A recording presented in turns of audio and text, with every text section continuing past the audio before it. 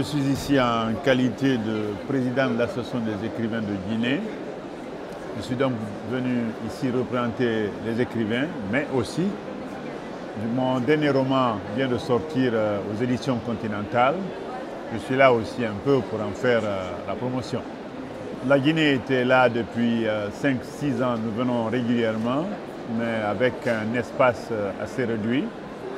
Le fait de mettre nos moyens en commun pour avoir un salon beaucoup plus grand, un stand beaucoup plus grand, je pense que non seulement ça nous permet d'avoir une plus grande visibilité sur ce que nous faisons en Afrique en matière d'écriture, mais cela permet aussi à chacun de nous, en mutualisant nos moyens, de faire en sorte que ça coûte moins cher à chacun de nos pays. Donc il n'y a que des avantages. Je me considère comme un Africain, mais être africain c'est assez vague. Il faut une identité. L'identité revendiquée, que je revendique, je suis guinéen. Guinée, à travers moi, à travers le Guinéen, il y a l'Africain des autres pays, l'Afrique de l'Ouest d'abord de culture mandingue, une culture assez répandue dans la zone Afrique de l'Ouest, mais nous avons la même appartenance au même continent avec des points communs dans nos cultures, même si les langues ne sont pas toujours les mêmes.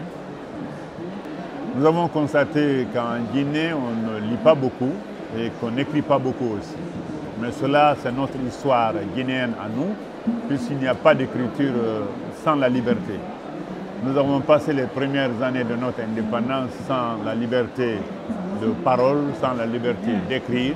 C'était un régime extrêmement difficile qui ne permettait pas l'expression des talents. Mais une fois que nous avons retrouvé la liberté dans notre pays, un peu comme des hiéroglyphes, des talents sont nés. Sous le silence qu'il y avait à travers le papier s'est mis à parler. Il y a eu des romans, il y a eu des essais, des autobiographies. Il y avait une première génération d'écrivains qui était très connue. Parce qu'il faut dire, quand on parle de la Guinée, on ne peut pas ne pas parler de Camara Laye avec l'enfant noir. Ce sont les précurseurs du roman africain. Parallèlement à Camara Laye, dans la même période à peu près, il y a eu Minuit de Keita Fodeba, qui était un texte très osé, qui critiquait, qui attaquait déjà la colonisation. Mais après, il y a eu Djibril Tamsir Niane. Tout ça, c'est la vieille génération. Il y a eu une génération intermédiaire avec un écrivain comme William Sassine, et qui a écrit Mémoire d'une peau et beaucoup d'autres livres. Un goût, un talent qui a beaucoup de facettes. Et nous avons Alioune Fantouré aussi. Nous avons dernièrement Kerno Monenembo qui a été prix Renaudot. Tous ceux-ci sont des écrivains africains.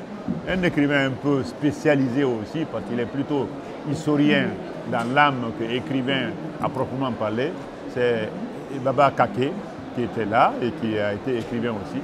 Maintenant, dans la nouvelle génération, bien que nous ne soyons pas jeunes du point de vue âge, j'ai mon frère Kemoko Touré qui est ici à côté de moi et qui va me succéder devant votre appareil.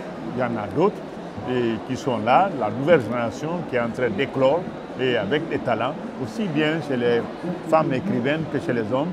Donc notre ambition en cherchant le label Conakry Capitale Mondiale Livre, puisque ce que les gens ne savent pas, nous n'avons pas été nommés, nous avons été élus. Il y a eu un appel, un cahier de charges qui a été soumis à tous les pays candidats, membres de l'UNESCO, et Dieu sait qu'il y en a 200 pays, ne sont pas tous candidats, mais nous avons répondu aux obligations du cahier de charges et nous avons été élus par un jury.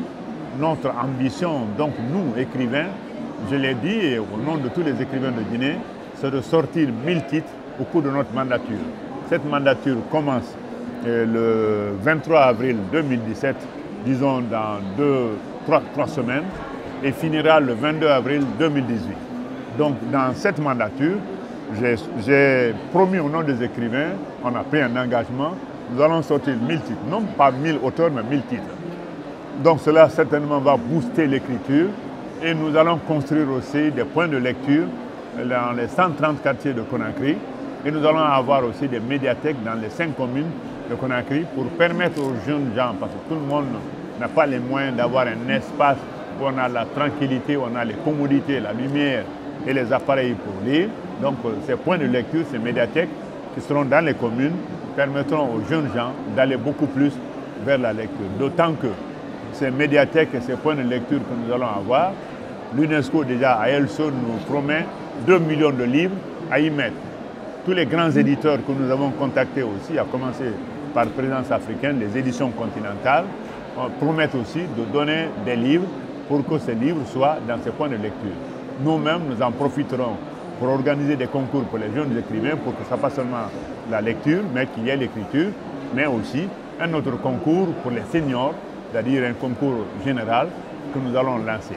Ces concours, on voudrait les pérenniser en faisant en sorte que ce soit des concours de la CEDEAO qu'on va organiser tous les 2 ans et en changeant de thème. Ça peut être l'économie, ça peut être l'agriculture, ça peut être un pan de notre histoire, la colonisation en disant de telle période à telle période. Donc notre ambition est grande et nous pensons que nous allons atteindre nos objectifs. En tout cas, nous y sommes décidés.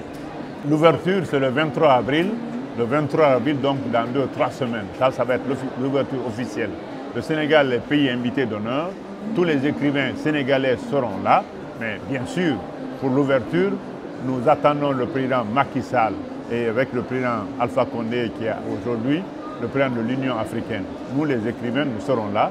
Et tous les mois, nous allons avoir à inviter un nouveau pays, un pays africain qui va venir, pas nécessairement africain, un pays étranger qui va venir avec une dizaine d'auteurs et avec accompagné aussi des cinéastes pour que ce ne soit pas seulement cinéastes, que ce soit d'autres artistes, des peintres, mais aussi des chanteurs, pour que ce ne soit pas seulement le livre de manière orpheline, mais que ce soit une fête où le livre est encadré par les autres arts.